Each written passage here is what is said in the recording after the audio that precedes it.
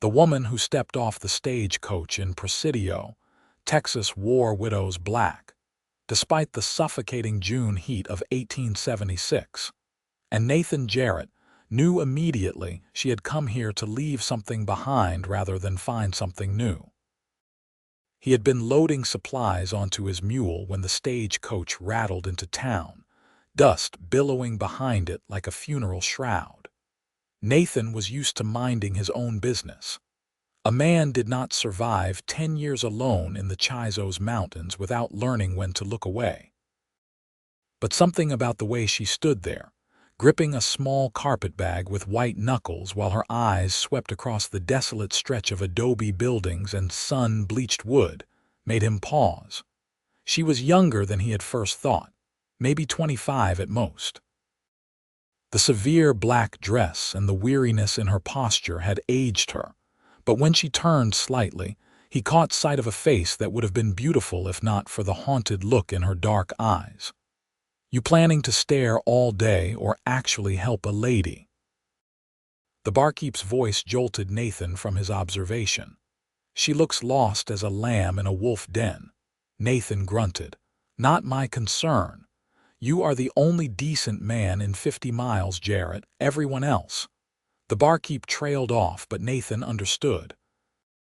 Presidio sat on the border, a lawless place where men running from something or toward trouble congregated like vultures. A woman alone here might as well paint a target on her back.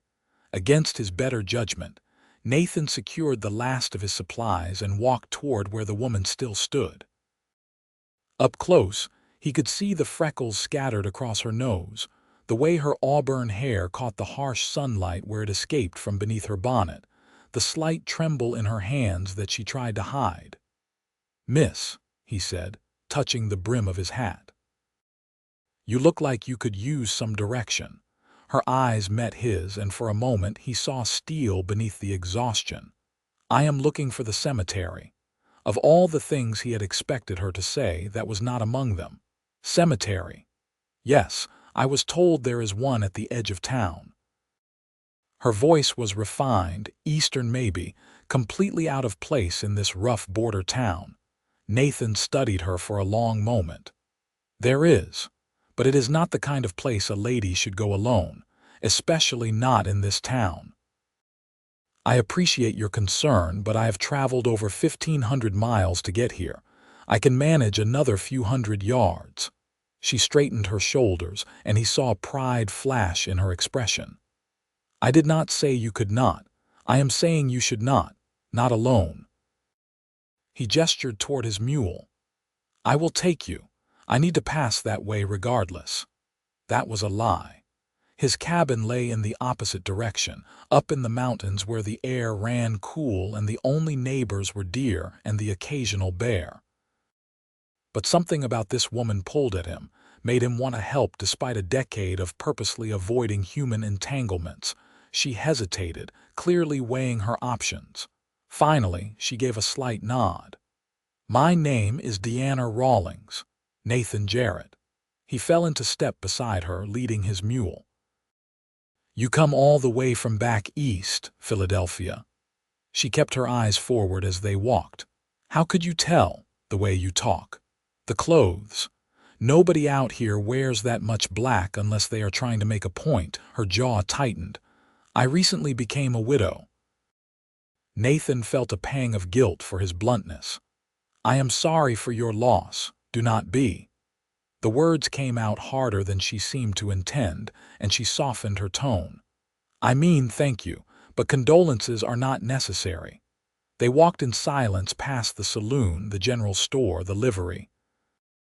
Presidio was not much of a town, barely more than a trading post that had gotten ideas above its station. The Rio Grande flowed nearby, Mexico visible across the water. It was the kind of place people passed through rather than stayed in. The cemetery sat on a small rise, marked by a weathered wooden fence that had long since given up trying to keep anything in or out. Crosses and simple stone markers dotted the ground, some so worn by wind and sand that the names had become illegible. A few scraggly mesquite trees provided sparse shade. Diana stopped at the entrance, and Nathan saw her take a deep breath. "Thank you for escorting me, Mr. Jarrett. I can manage from here. You know which grave you are looking for." She pulled a piece of paper from her bag, unfolding it carefully. "Thomas Rawlings, died March 1876. That is all I know." Nathan felt his eyebrows rise. "You came all this way and you do not even know where he is buried." "I was told he died here. I was told he was buried here." "That is all the information I could obtain." Her voice wavered slightly. "He was my husband. Was he traveling through, working?" Diana looked away. "I do not know. When he left Philadelphia 2 years ago, he told me he had business opportunities out west. He wrote for the first few months, then the letters stopped. 6 months ago, I received notification that he had died. The letter gave few details." Nathan saw the pain beneath her composed exterior, but it was mixed with something else. Anger, maybe. Resentment. "You came all this way to see a grave." "I came all this way to be certain." She met his eyes again, and he saw fierce determination there. "To be certain he is actually dead. To be certain this chapter of my life is truly over," understanding dawned. "You want to bury your past." "Something like that." She turned toward the cemetery. "Thank you again, Mr. Jarrett. I will not take up any more of your time." Nathan should have left, should have climbed back on his mule and headed up into the mountains where he belonged. But he found himself tying the mule to the fence post instead. "I will help you look. 2 pairs of eyes are better than 1. They spent the next hour searching among the graves. The Texas sun beat down mercilessly, and Nathan saw sweat begin to dampen Diana's dress, saw her face flush with heat. She refused to stop, refused to rest, moving from marker to marker with single-minded determination. Finally, in the far corner near a crumbling adobe wall, Nathan found it. "Here." Diana rushed over, her skirts kicking up dust. The marker was simple wood, already beginning to gray and crack. "Thomas Rawlings," it read. "Born 1844, died March 12, 1876. Nothing else. No beloved husband, no rest in peace, just a name and dates carved hastily into cheap wood."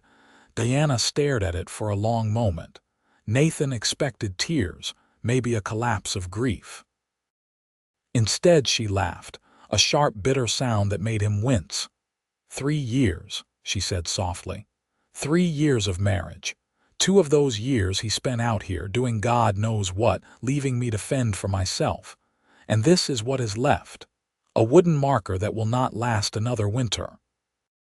Nathan shifted uncomfortably. "Madam, do you know what they told me back home?" She turned to him, and he saw tears now, but they were angry tears. "They told me I should mourn properly, should wear black for a year, should honor his memory. But how do you mourn a man who abandoned you? How do you honor someone who left you with nothing but debts and questions?" "I do not know," Nathan said honestly. Diana wiped at her eyes with the back of her hand. "I sold everything. Everything we owned, everything my parents left me, just to pay off his gambling debts. The creditors were going to have me thrown in prison for his mistakes. So I sold it all, paid them, and had just enough left for a train ticket and a stagecoach ride to this God-forsaken place. I needed to see for myself that he was really gone, that I am finally free of him."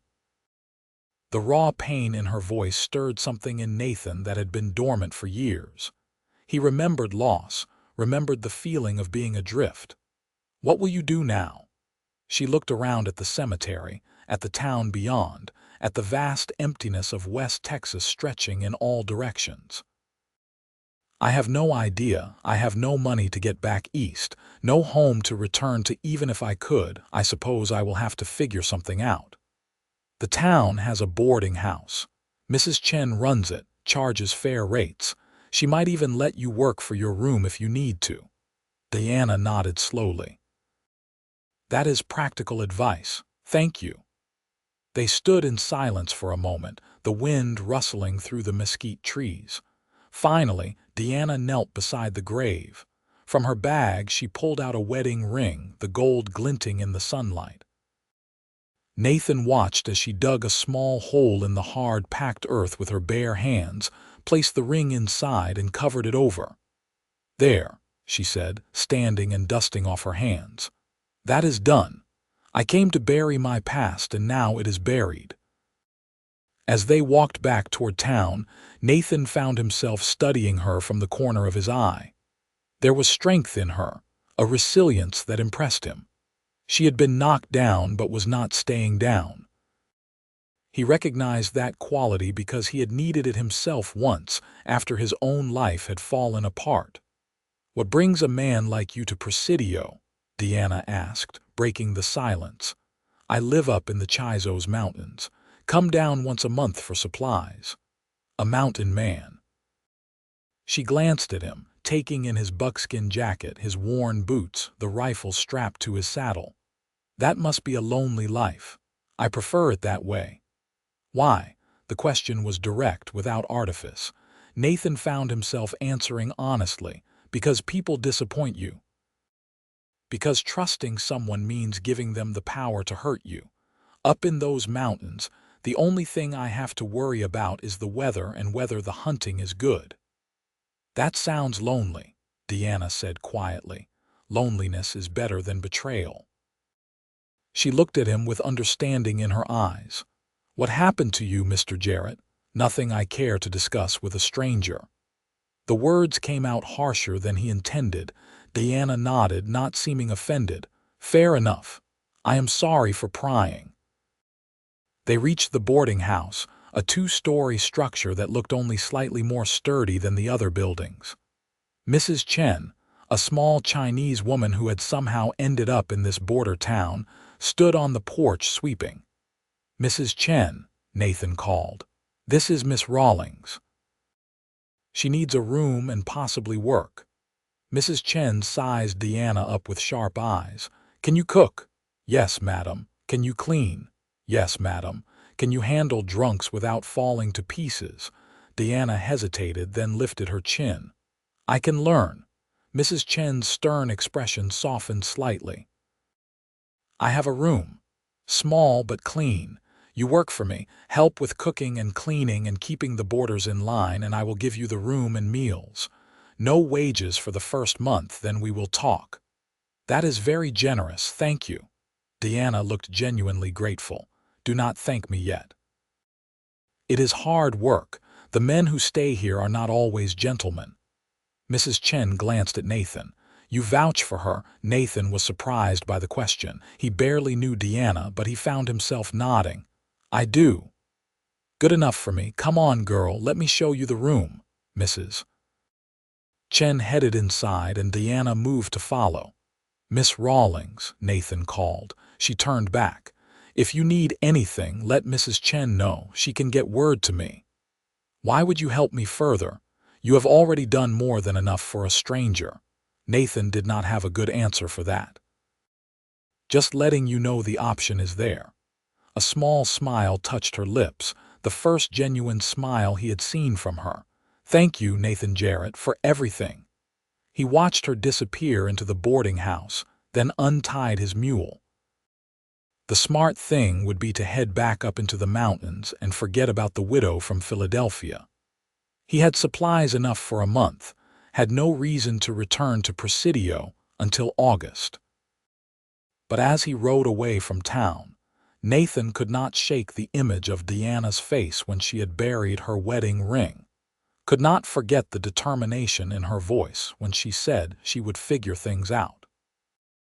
She reminded him of a green sapling trying to take root in rocky soil, fragile but stubbornly refusing to break. The ride up into the Chizos Mountains took most of the day. Nathan's cabin sat in a small valley, surrounded by pine and oak, with a creek running nearby. He had built it himself 7 years ago when he had first fled to this wilderness.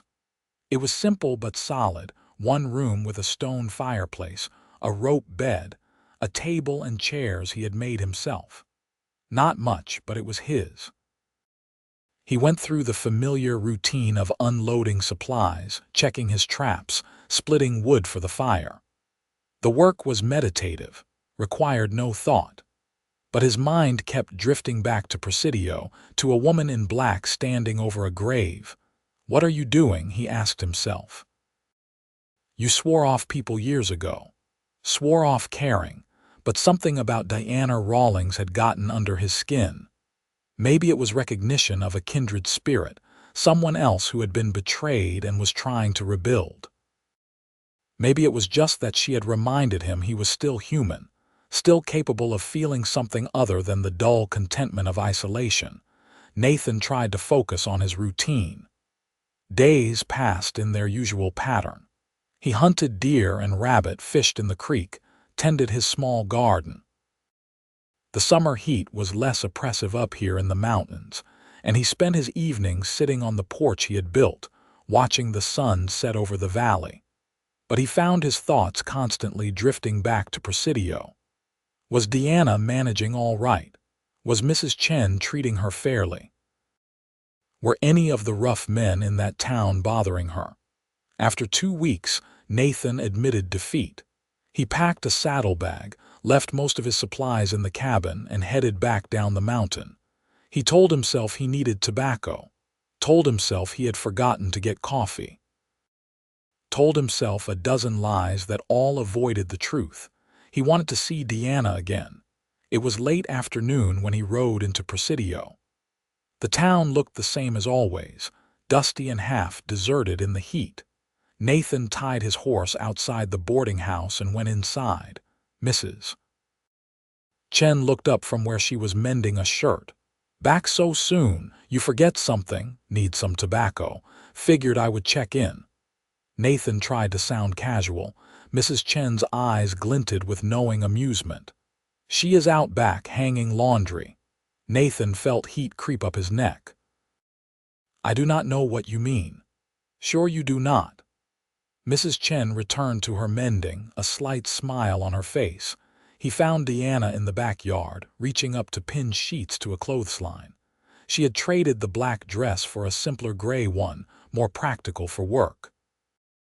Her sleeves were rolled up, exposing forearms that had already started to tan. Her hair was pulled back in a loose bun, and there was color in her cheeks that had been absent before. "Need some help?" Nathan called.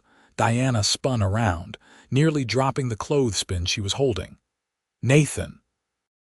"I mean, Mr. Jarrett, I did not expect to see you again so soon. Call me Nathan.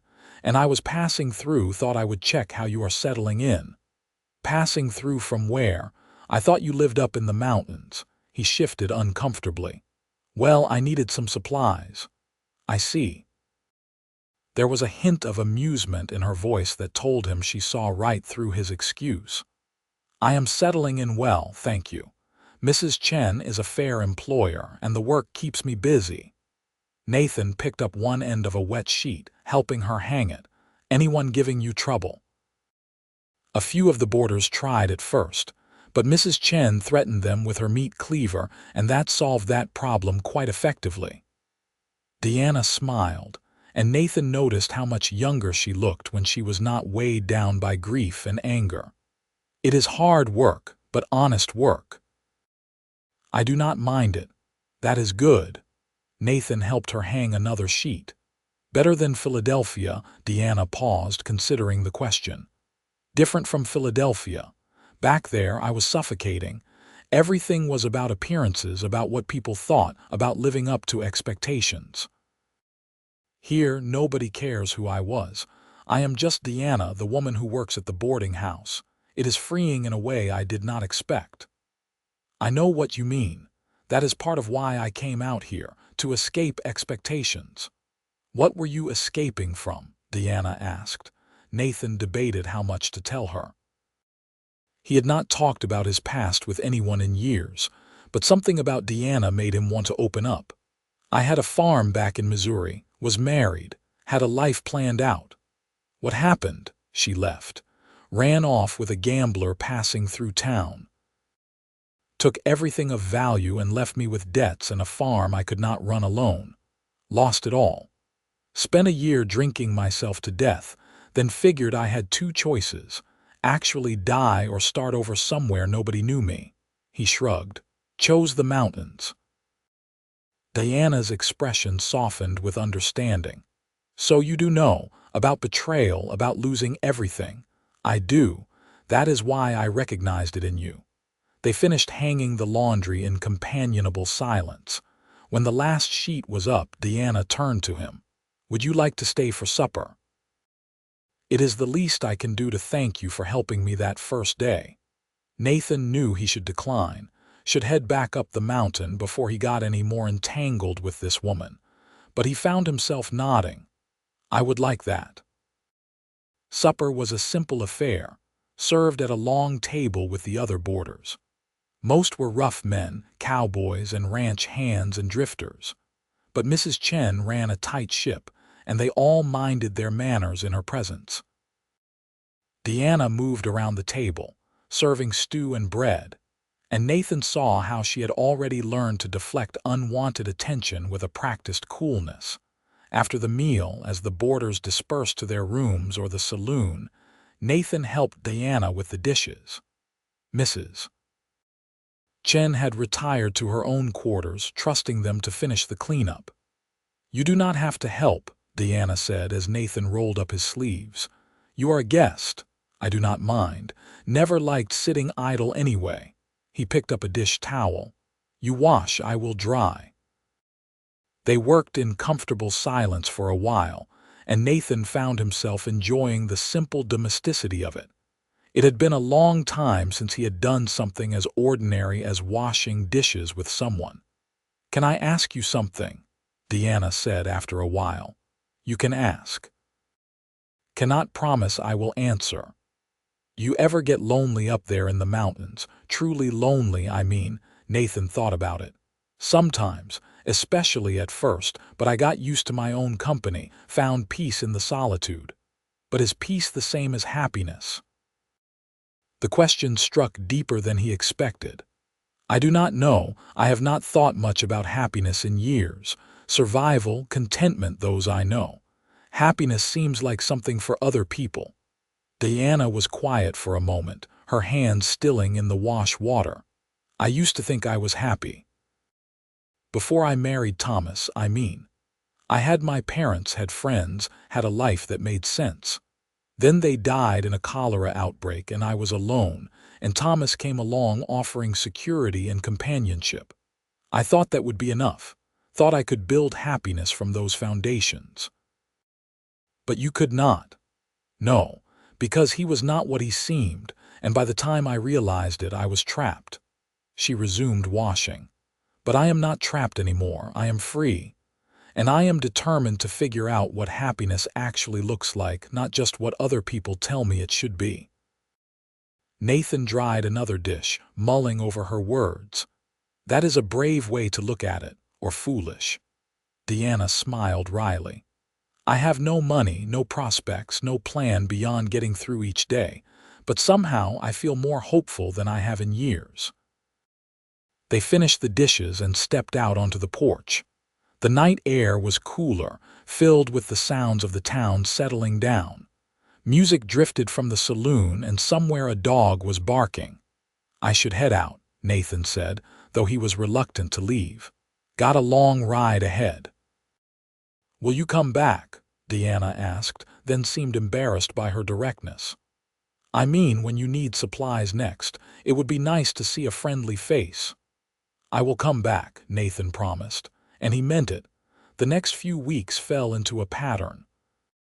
Nathan would ride down from the mountains, ostensibly for supplies but really to see Diana.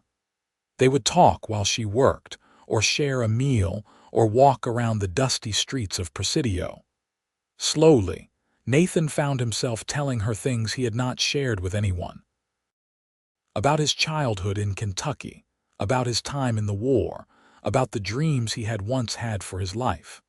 And Diana told him about her life too. About growing up in Philadelphia society, about her parents' death, about the slow realization that her marriage was a mistake. About the fear she had felt when the creditors came, about the determination that had driven her to come west. "You know what I realized?" Diana said one evening as they sat on the porch of the boarding house, watching the sunset paint the sky orange and pink. "I realized that coming out here to bury my past might have been the excuse I needed to finally live my own life." "How do you mean?" Nathan asked. "Back in Philadelphia, I was always somebody's something. Somebody's daughter, somebody's wife, somebody's responsibility. Out here, I am just Diana. And for the first time, I get to figure out who that is." She looked at him. "Does that make sense?" "It makes perfect sense." Nathan met her eyes. "I did the same thing when I came to the mountains. Buried who I was supposed to be and figured out who I actually am." "And who are you, Nathan Jarrett?" He considered the question. "I am still figuring that out, but I know I am not the man I was in Missouri. That man died with the life he lost. This version is different, maybe better, maybe just different." Diana smiled. "I like this version." Nathan felt warmth spread through his chest at her words. When had he started caring so much about what she thought? When had her opinion started mattering? "I like the version of you I am getting to know too," he said quietly. They sat in comfortable silence as the sun dipped below the horizon. Nathan knew he should ride back up the mountain. Knew he was letting himself get attached, something he had sworn he would never do again. But he could not bring himself to leave. "Stay the night," Diana said suddenly. "It is too late to ride up the mountain safely. Mrs. Chen has an extra room." "I am sure she would not mind. I do not want to impose. You would not be, please. I would worry about you riding in the dark." The concern in her voice decided him. "All right, I will stay." Mrs. Chen did indeed have a room available, a small space on the second floor. Nathan lay awake in the unfamiliar bed, listening to the sounds of the boarding house. Footsteps creaking overhead, voices murmuring through thin walls. And somewhere, he thought he heard Diana moving around, probably unable to sleep herself. He found himself thinking about her constantly now. The way she laughed when something genuinely amused her. The stubborn tilt of her chin when she was determined about something. The softness in her eyes when she let her guard down. He was falling for her, and the realization terrified him. The next morning, Nathan woke to the smell of coffee and frying bacon. He dressed and headed downstairs, finding Diana in the kitchen preparing breakfast for the boarders. "Good morning," she said, looking up with a smile. "Sleep well, better than I expected." Nathan accepted the cup of coffee she poured him. "You are up early." "This is my usual time. The boarders expect breakfast at 6 sharp and Mrs. Chen is very particular about schedules." Diana flipped bacon in the pan with practiced ease. "You know, you could stay longer, more than just one night." Nathan felt his heart skip. "I could not. I have work up at the cabin." "Work that could wait a few days, surely." Diana turned to face him fully. "I am not trying to keep you from your life, Nathan, but I enjoy your company and I think you enjoy mine." Would it be so terrible to spend a little more time together? He wanted to say yes, wanted to throw caution aside and stay, but fear held him back, the old familiar fear of getting hurt again. "Diana, I do not know if that is a good idea." "Why not?" "Because I am not looking for anything complicated. My life is simple up in those mountains and I like it that way." Diana's expression fell slightly, but she rallied. "I am not asking for complicated, Nathan. I am asking for a few days. Is that really so frightening?" When she put it that way, his fear seemed ridiculous. "No, no, it is not." "Then stay. Help me around here, keep me company, and then go back to your mountains. No expectations, no obligations," she smiled. "Just two people who understand each other spending some time together." Nathan knew it was not that simple. Knew that every moment he spent with her would make leaving harder, but he found himself agreeing anyway. "A few days. Then I need to get back." Those few days turned into a week. Nathan helped around the boarding house, fixing things that needed repair, chopping wood, hauling water. He found himself falling into an easy rhythm with Diana, their movements synchronized as if they had been working together for years rather than weeks. In the evenings, after the work was done, they would walk to the edge of town where they could see the mountains Nathan called home. They talked about everything and nothing, sharing thoughts and dreams and fears. "You ever think about the future?" Diana asked one evening. "About what you want your life to look like in 5 years or 10.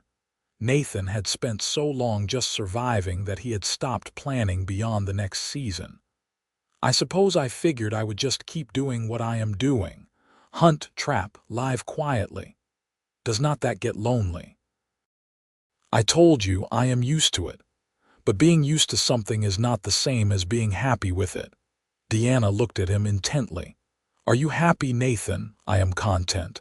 "That is not what I asked." Nathan sighed. "I do not know how to answer that. I am not unhappy. Is that enough?"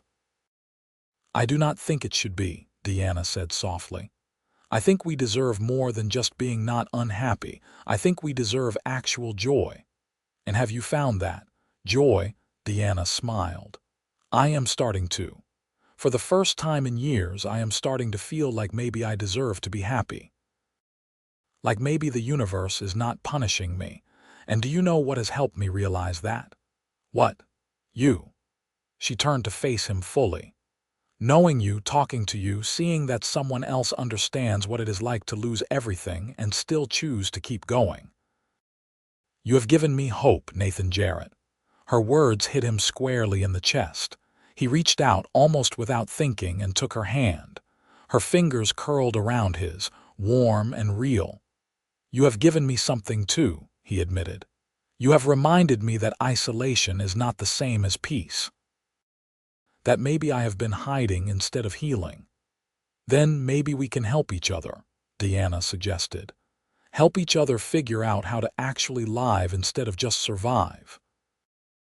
Nathan looked at her, at this woman who had come to Presidio to bury her past and had somehow brought his own past into the light. He leaned in slowly, giving her time to pull away if she wanted. But she did not pull away. Instead, she met him halfway and their lips touched in a gentle kiss that felt like coming home. When they parted, Diana's eyes were bright. "I have been wanting you to do that for weeks." "I have wanted to for weeks," Nathan confessed. "But I was afraid." "Of what?" "Of this. Of caring again. Of giving someone the power to hurt me." Diana squeezed his hand. "I am afraid too. But I am more afraid of letting fear stop me from taking a chance on something good. And this, whatever this is between us, feels good." Nathan pulled her close, wrapping his arms around her. She fit against him perfectly, her head tucked under his chin. They stood like that as the sun set, two people who had been broken finding unexpected wholeness in each other. That night, Nathan made a decision. He would not return to the mountains yet. Would not run away from what was growing between them. Instead, he would stay, would take a chance on this feeling, would see where it led. The weeks that followed were some of the happiest Nathan could remember. He took a job helping to build a new barn for a rancher outside town, earning enough to pay for his room at the boarding house. In the evenings, he and Diana would steal moments together, talking and laughing and slowly learning each other. They were careful not to give the town gossips too much to talk about, keeping their affection private. But anyone with eyes could see the way they looked at each other, the way they gravitated toward one another whenever they were in the same room. Mrs. Chen certainly noticed. One morning she cornered Nathan in the kitchen. "Your intentions toward Diana are honorable, yes." "Yes, madam," Nathan said quickly. "Completely honorable. Good. Because that girl has been through enough. She does not need another man breaking her heart." "I have no intention of breaking her heart." Mrs. Chen studied him with sharp eyes. "See that you do not. She is like a daughter to me now. I protect what is mine." Nathan understood the warning and respected it. I care about her, more than I thought I could care about anyone again. Mrs. Chen's expression softened slightly. Then you treat her right. You hear me. I hear you. As summer deepened into fall, Nathan began to envision a future he had not dared imagine before. He and Diana talked about it in careful, hypothetical terms, what it might be like to build a life together, where they might live, what they might do. I cannot ask you to give up your cabin in the mountains, Diana said one evening as they sat on the porch. I know how much that place means to you. It is just a place, Nathan said, and it is lonely there now. You have spoiled me for solitude. Diana laughed. I am not sure whether to take that as a compliment. Take it as a statement of fact. The thought of going back there without you, of spending my days alone again, it does not appeal anymore.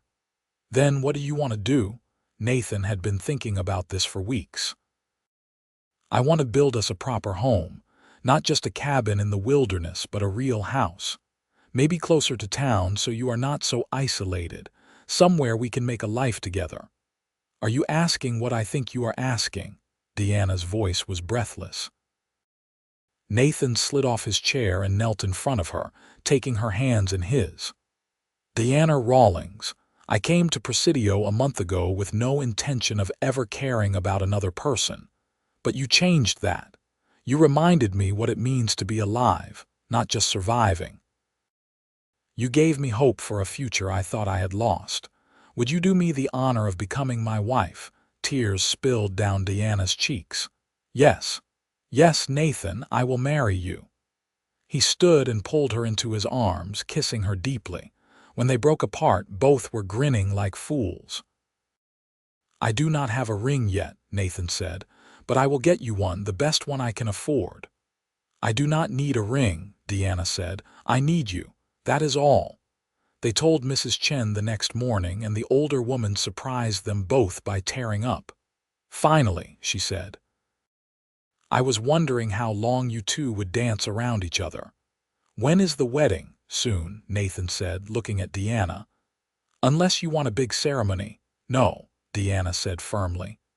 I did big and formal the first time. This time I just want simple and real. They were married 2 weeks later in the small church at the edge of Presidio. Mrs. Chen stood as Diana's witness, and the rancher Nathan had been working for stood as his. It was a simple ceremony, just as Diana wanted, with no frills or unnecessary formalities. When the preacher pronounced them husband and wife, Nathan kissed Diana with a fierce joy that surprised him. This was real. This was his future, standing beside him in a simple white dress with wildflowers in her hair. The town threw them a small celebration at the saloon, which Mrs. Chen had bullied the owner into closing to the usual rougher elements for the evening. There was music and dancing, and Nathan found himself laughing more than he had in years. You look happy, Diana said as they danced, her hand in his. I am happy, Nathan replied. Honestly, truly happy. I did not think I would ever feel this way again. Neither did I. Diana rested her head against his chest.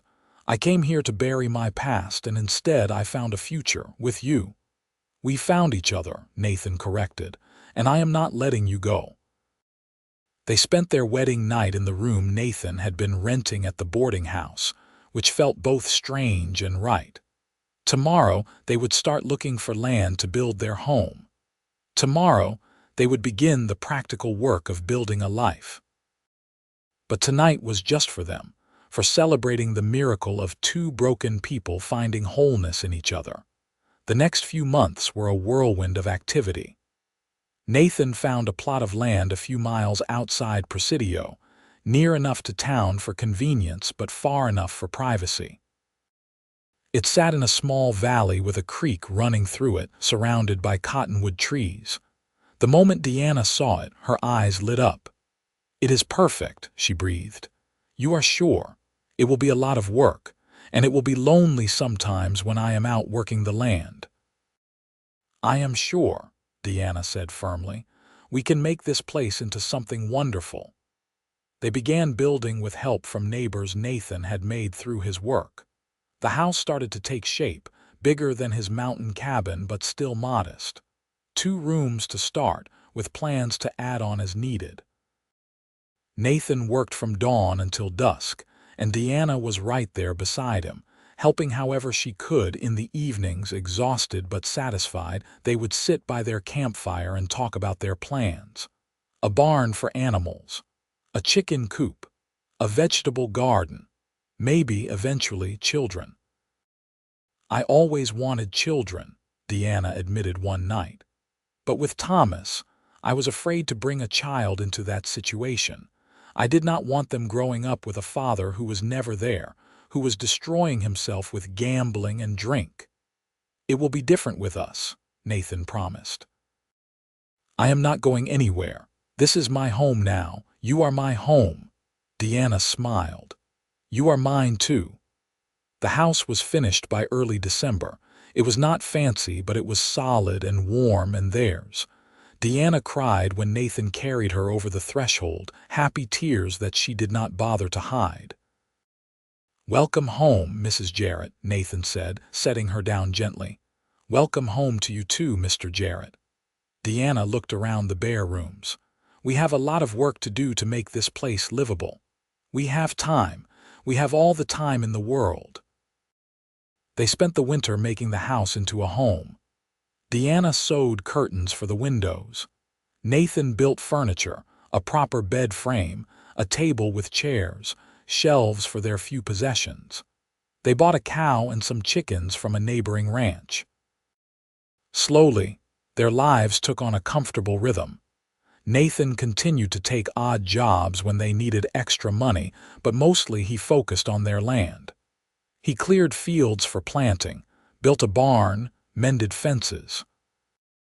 Diana tended their garden and the animals, cooked meals that filled their home with wonderful smells, and occasionally helped Mrs. Chen at the boarding house when extra hands were needed. On cold winter evenings, they would sit by the fire and read to each other, or talk about their pasts without the pain that had once accompanied those memories.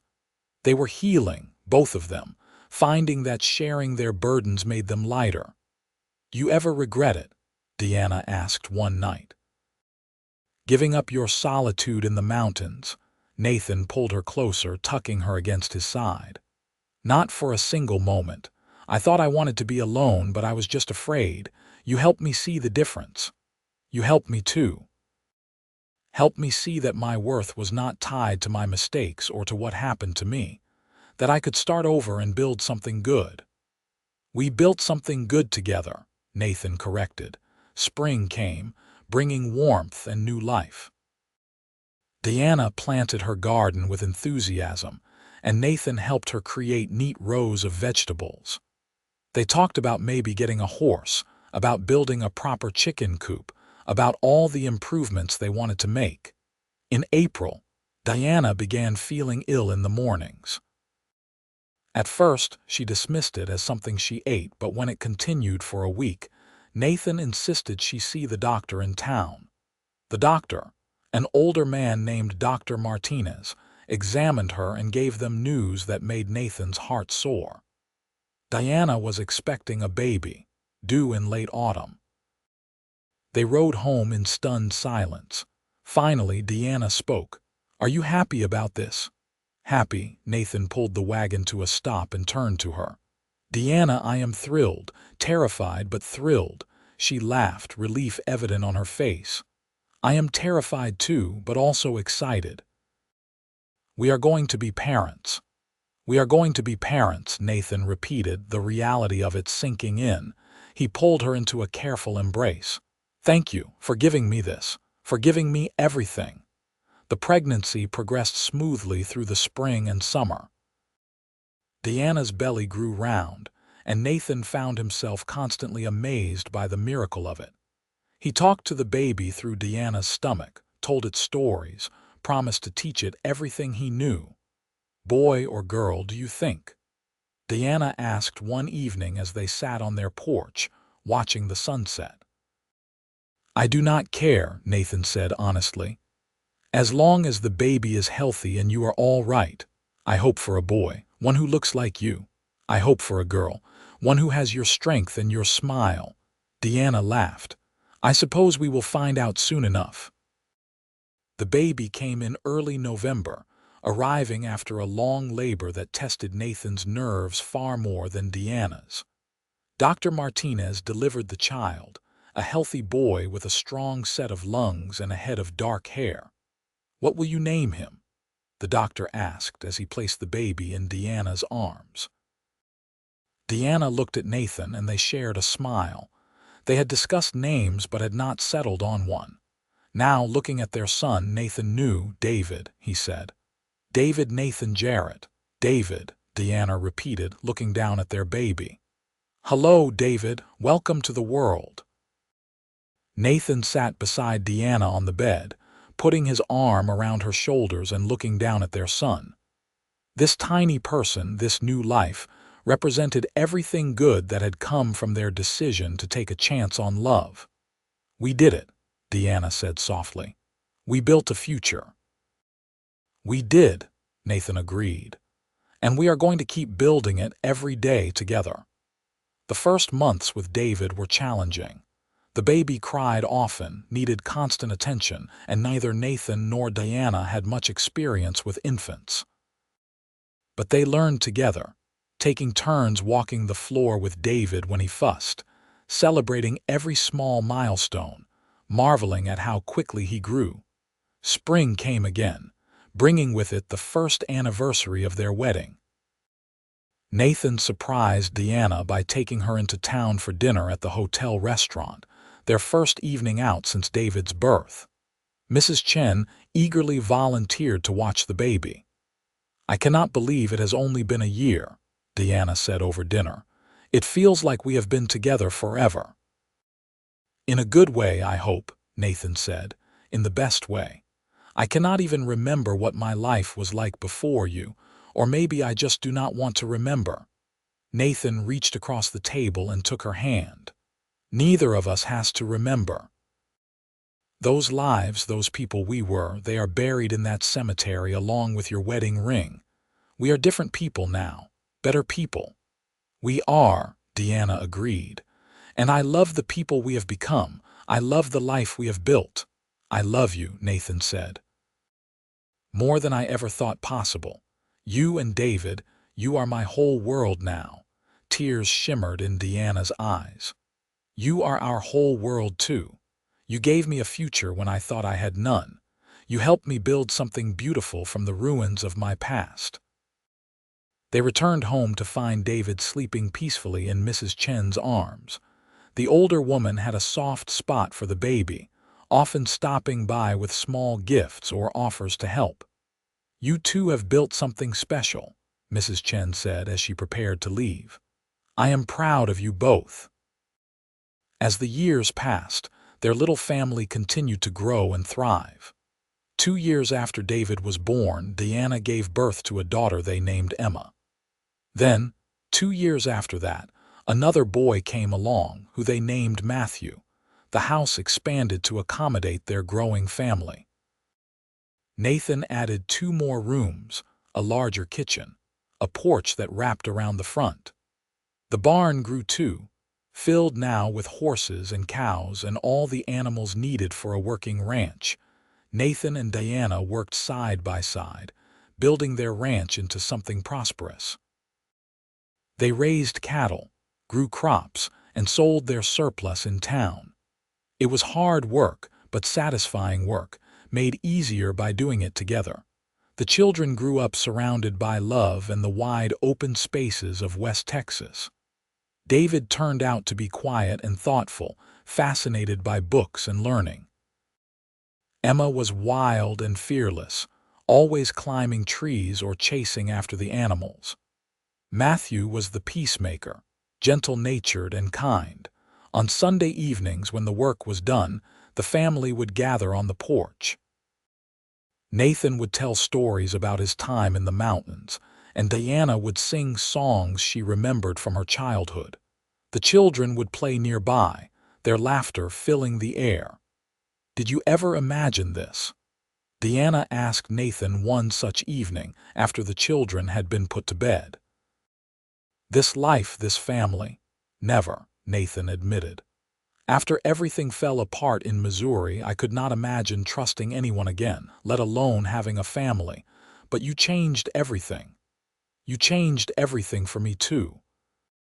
I came to Presidio to bury my past, and instead I found a future beyond my wildest dreams. Found you. Nathan pulled her close. I was just surviving before you, going through the motions. You taught me how to actually live again. Diana rested her head on his shoulder.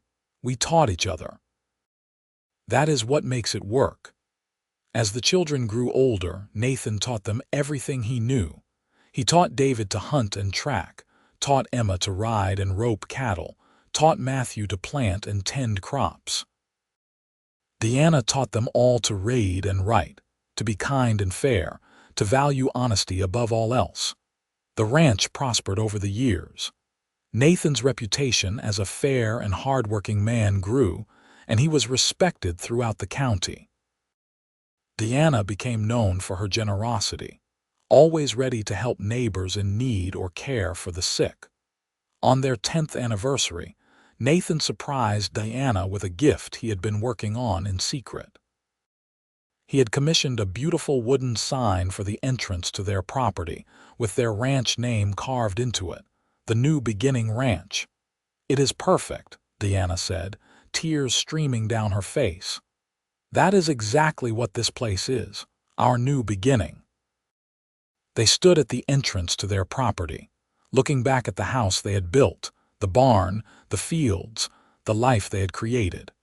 3 children played in the yard, happy and healthy and safe.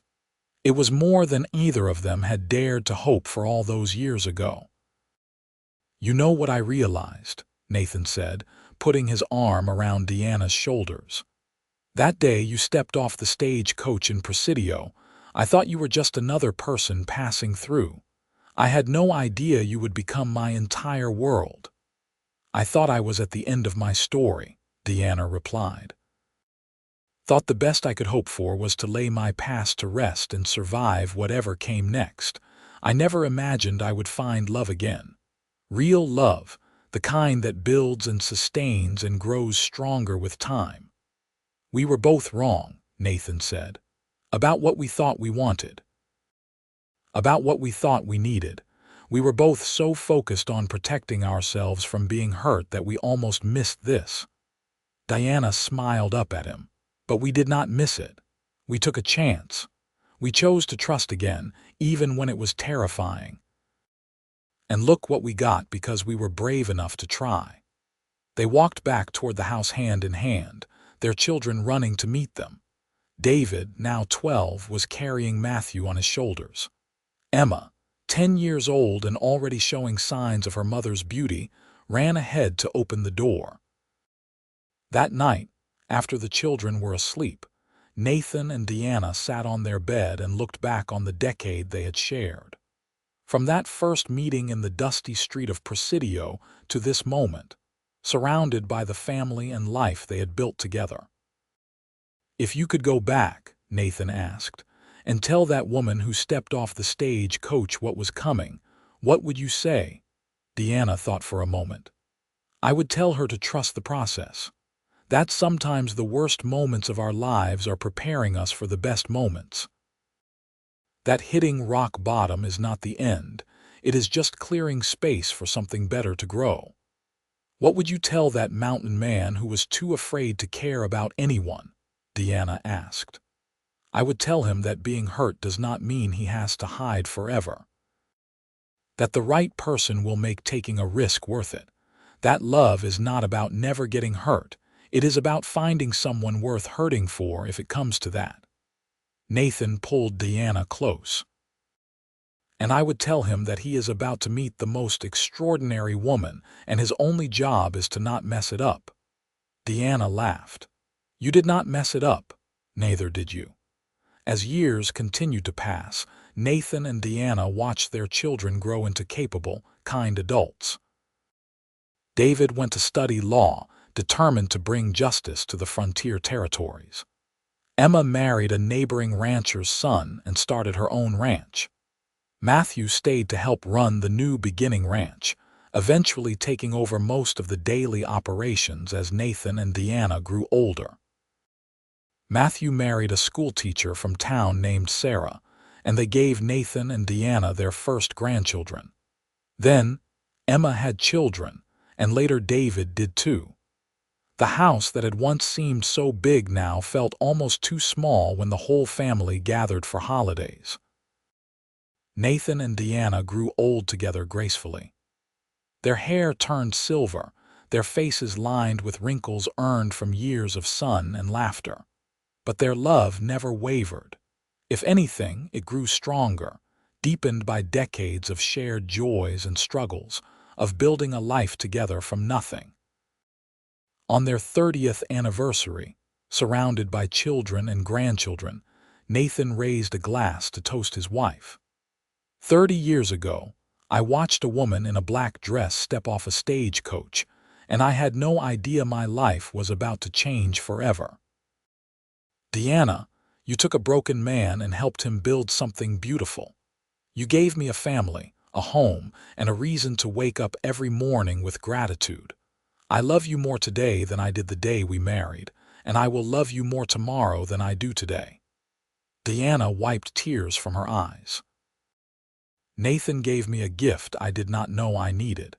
He gave me patience when I was angry, hope when I had despaired, and love when I thought I could never trust again. We came from brokenness, both of us, but together we built something whole and strong and good. This family, this life, it is everything I never dared to dream of. The gathered family cheered and applauded. Later, after the celebration had wound down and they were alone, Diana and Nathan walked out to the porch they had sat on countless times over the decades. "Do you ever think about how different things could have been?" Diana asked. "If you had not approached me that day, if I had refused your help, if either of us had been too afraid to take a chance." "I try not to," Nathan said. "It is too frightening to think about missing this, missing you, missing all of it." "I came to Presidio to bury my past," Diana said, echoing the words that had become something of a family refrain over the years. "And you helped me build a future instead. The most beautiful future I could have imagined." "We built it together," Nathan corrected, as he always did. "That is what made it work. We were both willing to put in the work, to trust when it was hard, to choose each other every single day." They sat in comfortable silence, watching the sun set over the land they had tended for 3 decades. Their children's laughter drifted from inside the house. The land stretched out before them, familiar and beloved. "No regrets?" Diana asked. "Not a single one," Nathan replied. "You?" "Only that I did not meet you sooner. But then again, maybe we had to go through what we did to be ready for each other." "Maybe," Nathan agreed. "Maybe we needed to be broken before we could help each other heal." As darkness fell, they went inside to their family.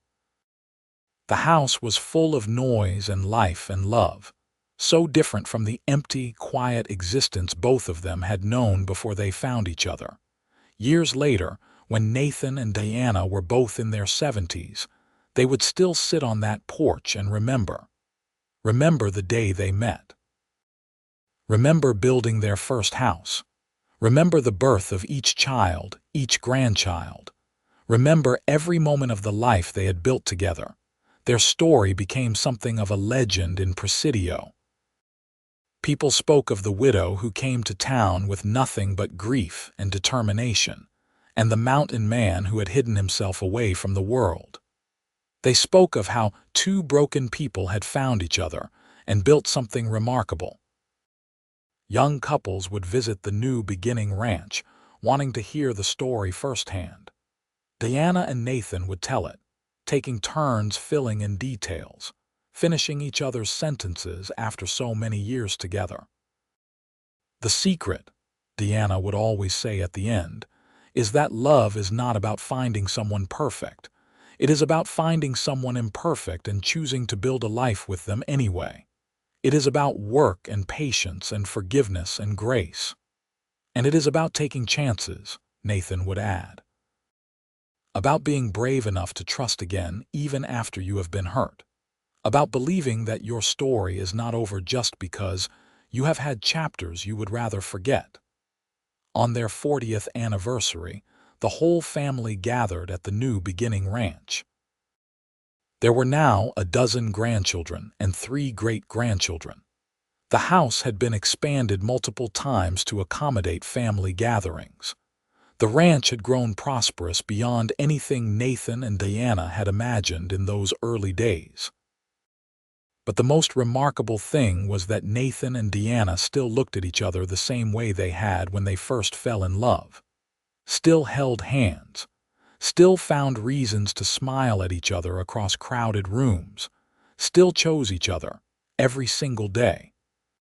40 years, Diana said that evening as they sat on their porch, the sounds of celebration dying down around them. Where did the time go? Into this, Nathan said, gesturing at the house full of family. Into every moment we have shared, I would not change a single day, even the hard ones. Especially the hard ones. Those taught us how to lean on each other, taught us that we were stronger together than we ever could have been apart.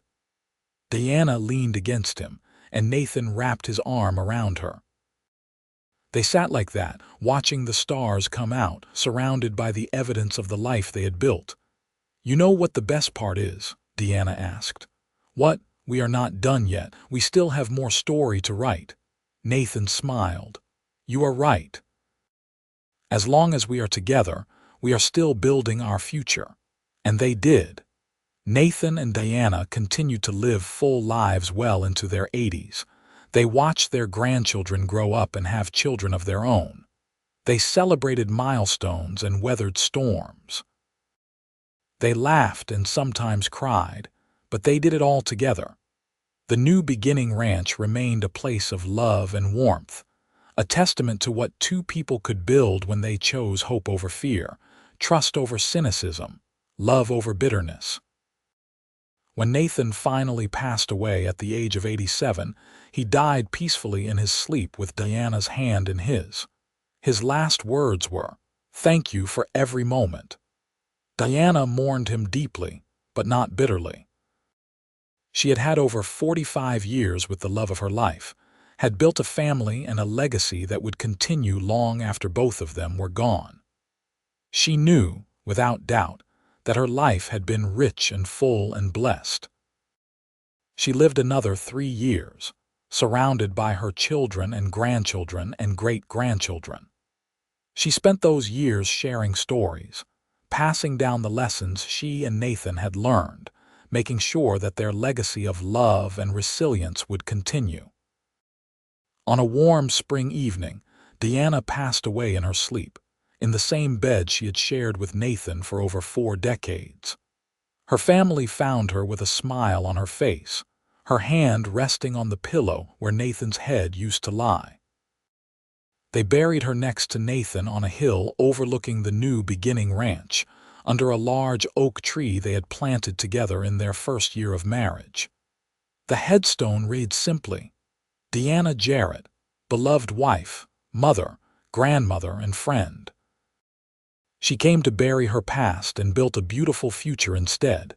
The family gathered after the funeral, sharing memories and tears and laughter. Matthew, now in his 60s and running the ranch with his own children, stood up to speak. My parents taught us that our past does not define us. That we always have the power to start over, to build something new, to choose love over fear. They came from brokenness, both of them, but they did not let that brokenness destroy them. Instead, they used it as a foundation to build something stronger. This ranch, this family, all of it exists because 2 people were brave enough to take a chance on each other. That is their legacy. That is what they gave us. The family raised glasses to Nathan and Diana, to the love that had created them all, to the future that continued to unfold because two people had chosen hope. Years later, when the great-great-grandchildren would ask about the history of the New Beginning Ranch, they would be told the story about the widow from Philadelphia who came to Presidio to bury her past, about the mountain man who lived alone because he was afraid to trust, about how they found each other and built a love that lasted a lifetime and created a legacy that would continue for generations. The story always ended the same way, and they lived happily ever after, not because their life was perfect, but because they chose each other through all the imperfections. That is real love. That is what matters. That is what lasts. And in Presidio, Texas, on a ranch that had grown from a dream two people shared, that love did last. It lasted in the children who carried their values, in the grandchildren who remembered their wisdom, in the great and great-great-grandchildren who lived in the home they had built, worked the land they had tended, and continued the legacy of choosing love over fear. The New Beginning Ranch stood as a monument to the truth that it is never too late to start over, never too late to find love, never too late to build a future worth having. Nathan and Diana had proved that, had lived it, had created something that would outlast them both. Their story was one of heartbreak transformed into hope, of loneliness defeated by love, of two people who had every reason to give up, but chose instead to build. And what they built lasted, not just for their lifetime, but for all the lifetimes that came after. In the end, Diana had come to Presidio to bury her past, and Nathan, the mountain man who had buried himself in solitude, had helped her build a future. But more than that, they had helped each other become the people they were meant to be. They had chosen vulnerability over safety, trust over suspicion, hope over despair, and that choice had made all the difference.